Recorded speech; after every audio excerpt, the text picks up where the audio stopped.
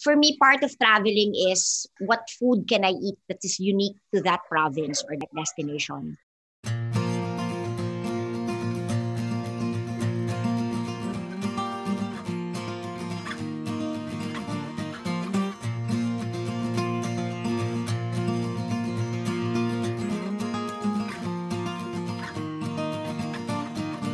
There's this one place that I keep mentioning that I actually discovered when I was still with the Department of Agriculture.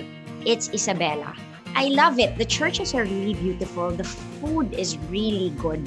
They have for me, the best conchita is there.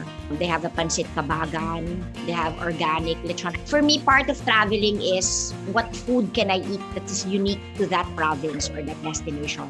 And Isabela has really a lot of beautiful churches. It's not top of mind, but I normally pass by Isabela because when I go to the Banawe Rice Terraces, I go via Cebu Pacific Kawayan, and then it's about a 45-minute plane ride to go to Kawayan, Isabela. So I stay there first, and then it's about like an hour away na lang to Banawe.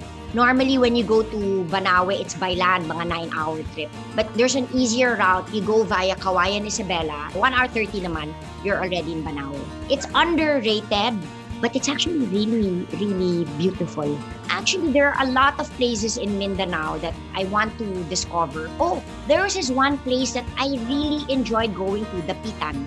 You have the Rizal Museum there. When you land in the Pitan, about 45 minutes away, you can see the museum. You can see the love letters of Josephine Bracken to Jose Rizal. You can see where they lived.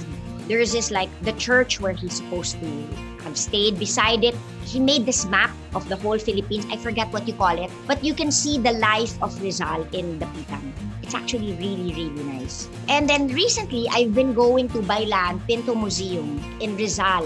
I'm embarrassed to say that I only discovered Pinto because of the lockdown. I was looking for places that you could go to Bailan. I love Masungi, Pinto, and then the other day, I went to Angono. I visited the home of Botong Francisco. I visited the Blanco. Diba?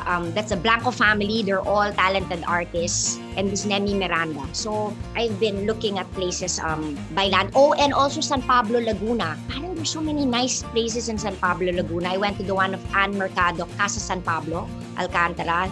She has a storyteller, and then the food is really good. You have the one of Patis Tesoro. Beautiful home, masarap the dishes. And Casa San Pablo, Laguna is one place I really like going to. Right now, the top travel destinations are always Boracay. And then El Nido, all Condé Nast, Travel and Leisure, CNN Travel. They always choose El Nido, always Palawan. It seems like all the Europeans, they really like El Nido, Palawan. For the surfers, it's Siargao. For the Koreans, it's Cebu. And then Bohol. But for me, I went to Siquijor 2 weeks ago. Finally, they're open. When I visited, ayaw nila magbukas talaga. But I just kept convincing them. It's been 1 year with no jobs. So they're finally open. Oh wow, Siquijor is beautiful. It's like there's everything. I think there's, if you're a diver, it's there. If you're into healing, it's there. I can imagine that's what the Boracay, what the other tourist destinations were before.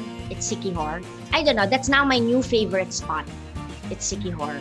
It's just amazing. If you're a surfer, you would either go to Siargao, or if you want to go by land, La Union or Baler. If you're into diving, Anilao, Batangas, Palawan. Oh, by the way, Puerto Princesa is finally opening March 15. Bohol. And I guess it depends on what your interests are. And then if you want really to be closed off, everything's just so beautiful, but nobody can get in touch with you, but it's just so beautiful, it's Batanes. And if you want a little cold, the weather's cold, and you can learn a bit about our indigenous tribes, it could be the Cordilleras. It's different.